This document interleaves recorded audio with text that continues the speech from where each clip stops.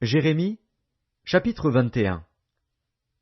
La parole qui fut adressée à Jérémie de la part de l'Éternel, lorsque le roi Sédécias lui envoya Pashur, fils de Malkija, et Sophonie, fils de Maazéja, le sacrificateur, pour lui dire: Consulte pour nous l'Éternel, car Nebuchadnezzar, roi de Babylone, nous fait la guerre. Peut-être l'Éternel fera-t-il en notre faveur quelqu'un de ses miracles, afin qu'il s'éloigne de nous. Jérémie leur répondit: Vous direz à Sédécias: Ainsi parle l'Éternel, le Dieu d'Israël. Voici, je vais détourner les armes de guerre qui sont dans vos mains, et avec lesquelles vous combattez en dehors des murailles le roi de Babylone et les Chaldéens qui vous assiègent, et je les rassemblerai au milieu de cette ville. Puis je combattrai contre vous, la main étendue et le bras fort, avec colère, avec fureur, avec une grande irritation. Je frapperai les habitants de cette ville, les hommes et les bêtes, ils mourront d'une peste affreuse.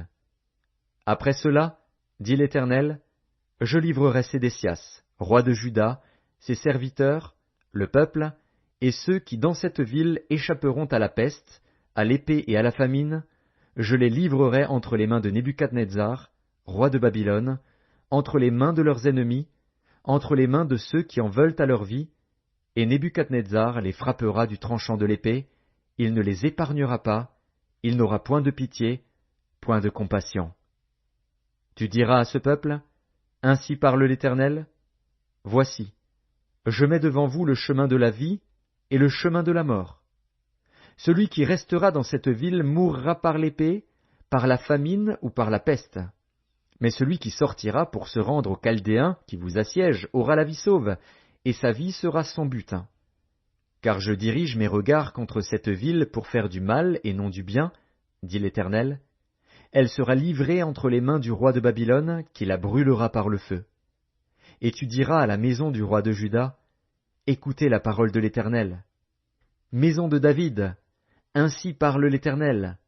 Rendez la justice dès le matin, et délivrez l'opprimé des mains de l'oppresseur, de peur que ma colère n'éclate comme un feu, et ne s'enflamme, sans qu'on puisse l'éteindre, à cause de la méchanceté de vos actions.